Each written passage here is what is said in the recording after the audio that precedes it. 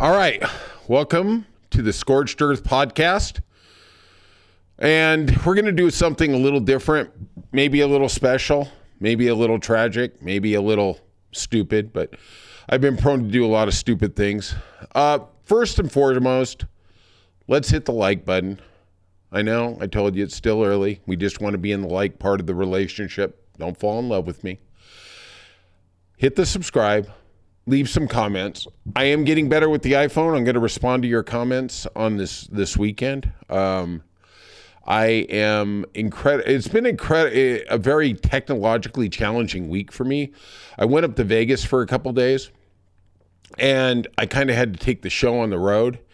And thank goodness for producer Stacy, superstar producer Stacy. She is walking me through literally the most rudimentary and fundamental things. And I know, God bless that girl, I ask her the same question 40 times, and she must just literally, she has the patience of Job. I'm asking her questions, and I can just see in her face, she doesn't say anything because she's way too kind. I look at her face, and she's like, please, really? Are we four? I mean, this is worse than a Game Boy. But she's been incredibly patient. I went up there. I tried to do the podcast. Had some glitches. I appreciate your patience with that. And one of the things, I mean, I enjoy Vegas. I'm not really the gambler. I'm not really the drinker. I'm sure a lot of my audience members are drinkers after listening to my podcast. But the thing that always strikes me about that town is I understand it is a money-grubbing town. That money is literally the sole reason for its existence. And there's a lot of things I enjoy about Vegas that have nothing to do with the money. I enjoy going to hiking in Red Rock. I really enjoy the Arts District. I like walking around there. I like actually going by the state Supreme Court in downtown Las Vegas. But one of the things that always strikes me about Las Vegas is how they don't take enough of your money. They also try and gouge out your eyes and stomp on your throat. And I'll give you an example. I go to Vegas. I take my parents there like 4 or 5 times a year. And trust me, they're rascals. They're a handful. And we check into the hotel, and they have a resort fee. Now, let me give you an idea what resort fee is. That's the $30 to $40 to $45 a day charge that they do for quote-unquote internet. And the last couple days, my resort fee, quote-unquote my internet, was so terrible. I had glitches in there in the podcast, and I really couldn't. It was just a debacle. And to me, it's amazing. You know, you pay this money for a room, and then they slop on the $40 a day for a resort fee, which, okay. And let's go back real quick. I appreciate what Biden did, Buttigieg, on truth in pricing, whether it's an airline flight or it's a hotel room. Just give me the number when I'm at checkout. Instead of this ambush when I get to the airport or I get to the front desk and they go, oh yeah, there for your 3-day stay, that'll be another $180 for resort fees and assorted other taxes. And I was like, Jesus, just tell me up front. Let's have everything on an equal thing. So when I get there, I mean, I wonder how many people get to the airport and they have other baggage fees or things that weren't disclosed on a website or in Vegas and think, I don't have any money. I mean, I wonder how often that goes down.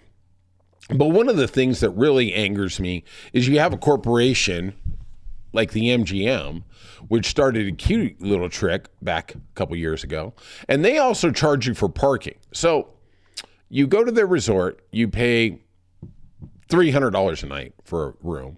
Then you get a $45 charge for a resort fee. And then they bang you for $32 a day to park, okay? Now there's people who can get around it. You become a players club, you have a credit card with them, blah, blah, blah.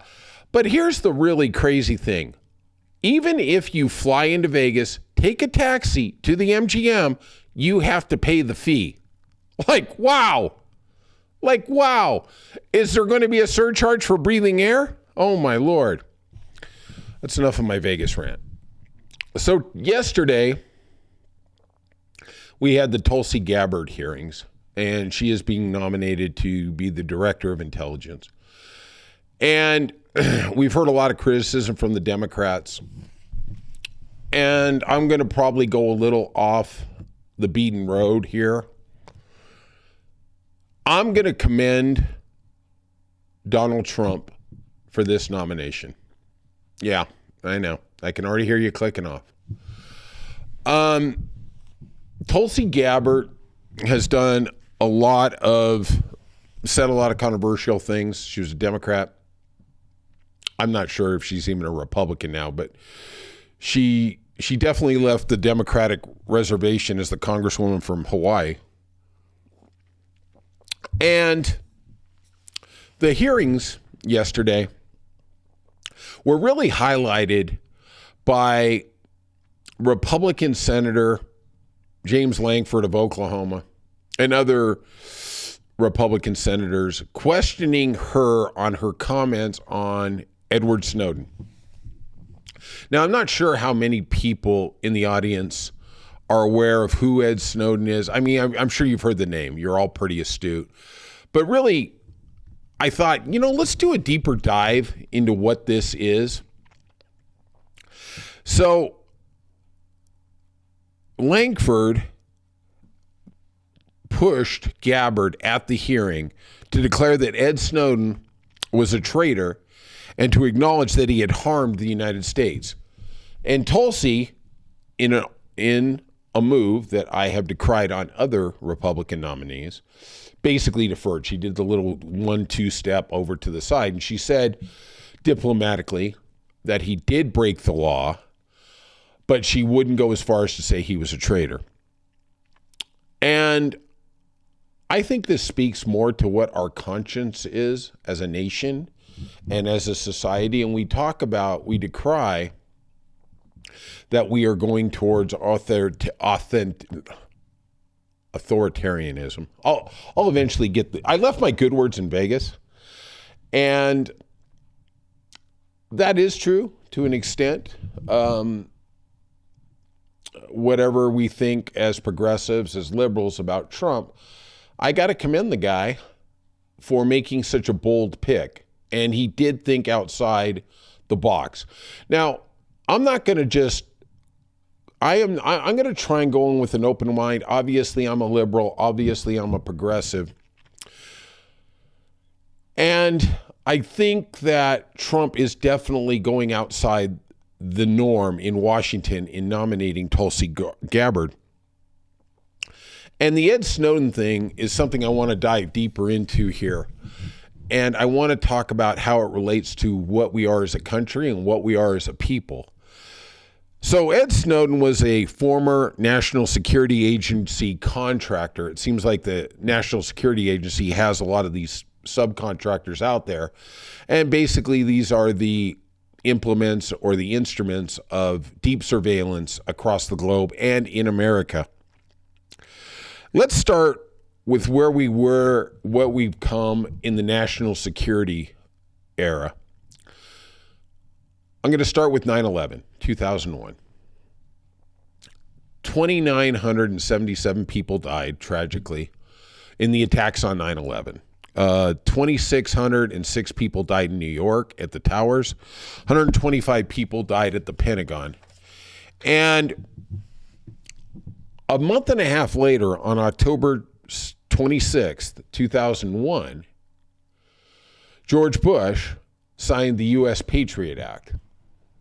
And as a nation, we were incredibly stunned by what had happened. We didn't think we were arrogant enough to think that could never happen in our homeland. Of course, we were ignorant or obtuse or whatever term you want to use in denying the 1995 bombing at the same World Trade Center in the parking garage that just by a freak of a freak didn't bring down the whole building, right? So the Patriot Act comes in, very little resistance. Actually, I think that's what the Patriot Act is exactly one of the things that allowed Barack Obama to become president, but that's for another that's for another segment. The act was designed to give law enforcement more tools to fight terrorism. And up to that point, that was really a gray area. We didn't know much about what was going on. We always thought national intelligence was NSA, CIA, and that was about it. And little did we know what was really coming. A lot of people argue that the Patriot Act's broad surveillance powers have the potential for abuse. The Patriot Act allowed them to access any part of our lives without probable cause. Now, this is really important. In a typical law enforcement setting, they have to have probable cause that you've done something illegal. Well, now there's a judge magistrate in the New York Times reports he literally, his office is in the basement of the Pentagon, and he signs decrees that allow them to investigate tens of millions of people with the stroke of a pen, one pen. And he gets 10 million names, and whatever black op agency wants to data mine, they can. Okay? Let's remember the saying, power corrupts. Absolute power corrupts absolutely. We're dealing with a segment of America, the intelligence community, that has really no oversight. It has none. They do report. I mean, I don't know if you've seen the Jason Bourne movies where they have Treadstone, and it's an incredibly nefarious black on black kill squad type of thing. And they report it as a game program to the Senate. When they talk to the Senate the once or twice a year, the intelligence community, they're lying to them. Okay? Because how are they ever going to know, right? So we have Edward Snowden. He comes forward and he reveals what the NSA and other assorted programs have been doing. There's some great documentaries. Ugh, I just can't speak tonight. Please apologize for that. Citizen 4, just great. Snowden. So in 2013, while he was working as a government contractor, he leaked highly classified information from the NSA. Okay? He was immediately indicted for espionage by the U.S. government. Among his disclosures, he revealed numerous global surveillance programs. He also revealed that different black op organizations were bugging the phones or listening in, I guess. I use bug. It's like I'm watching All the President's Men. They were listening in on conversations for the Prime Minister of Britain and Germany, and Obama had to personally apologize to Merkel for that. And the funny part is, well, not the funny part, but the tragic part is for Obama, he didn't even know what was going on. And can you imagine apologizing something that's so nefarious, that's so backhanded to quote unquote your ally, that you've been listening in and invading their national security so you can steal their documents? You know, we talk about China doing espionage here, and it's a legitimate thing and it needs to be addressed. But you don't think your allies are spying on you. Well, the U.S. took that to a new level, right? There you go. He also disclosed that many of the programs run by the NSA, they did in cohorts with this Five Eyes Intelligence Alliance, and it had the full cooperation of all the telecommunication companies in America. You know, the Sprints, the Time Warner Cable, the Verizons, all them. Yeah, we're not going to fight the government. You know, we thought, social media couldn't get in bed quick enough with Trump. Well, you know, telecom is just going to stay in bed with whoever is in power. Doesn't matter if it's Democrat. And let's make no mistake, Obama was the president when this went down. So on June 2nd, 2013, the U.S. government charged Ed Snowden with treason of the Espionage Act of 2017. The Department of State revoked his passport, and they actually messed up, and he was allowed. They didn't revoke it immediately, and he was in Hong Kong in hiding, and he was able to get the last flight out to Moscow. If they had done it efficiently when they declared it, he probably wouldn't even have been able to get on the plane in Hong Kong airport. His passport was valid when he left, and when he landed in Russia, it was invalid. So the Russian authorities basically hold him up in the airport, and then a month later, they granted him political asylum. And, James Lankford is among many Republicans, and there's Democrats too, who consider Ed a traitor. And we're dealing with one of the darkest sides of American intelligence. And I think the question I really want to talk about, maybe I can get some of your comments on, is, we had Deep Throat who revealed the corruption of the Nixon administration in the political process. And we laud him, Mark Feldman. And we've had other whistleblowers, the Pentagon Papers, assorted others, and typically they're held in high esteem. We need somebody to check the dark abuses that go on in our society, and I think Edward Snowden honored his social contract with democracy, that democracy only functions if it can be transparent. And look, I understand intelligence has a dirty job. But at the end of the day, if you're going to do, if you're doing dirty things, do you tell me that if you're honest about it with the Intelligence Committee in the Senate or the House, they're not going to rubber stamp it? It's heavily a Republican committee. What are they going to say? No? We had the black ops sites after the Iraq war, in Poland, Africa, we just take, people there, beat them down. The New York Times reports that we have over 200 people at Guantanamo Bay who've been held for over 10 years without charges. Try and get your head around that. No charges, and they're being held there. They've been over there for 10 years. And it's incredibly hard to get any information about it. So, in the 4 years after Snowden's admission in 2013, there were more significant reforms to the intelligence community than had been in the previous 40 years. These gentlemen were able to do whatever they wanted with impunity. And on March 4th of 2014, the New York Times reported that they shuttered a major data collections program because of its abuses.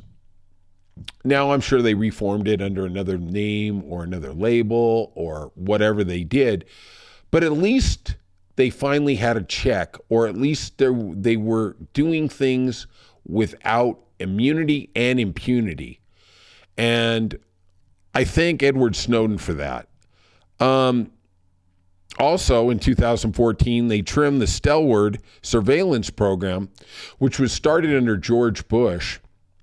And it was an aggressive effort to gather information on Al-Qaeda and other terrorist organizations. Now, what is that? What is Stellar Wind? Well, that is also the agency, the organization, that gave the information to Colin Powell when he testified at the UN. When he testified in front of the world that Saddam Hussein had weapons of mass destruction. Do you remember all that? We're going to go find those weapons of mass destruction. And later we learned that it was all a lie, and that the White House, especially Dick Cheney, knew it was a lie, but they wanted to prosecute the war in Iraq. We can sit here and pretty obvious, like Donald Trump said the other day, it's common sense. They were trying to protect oil.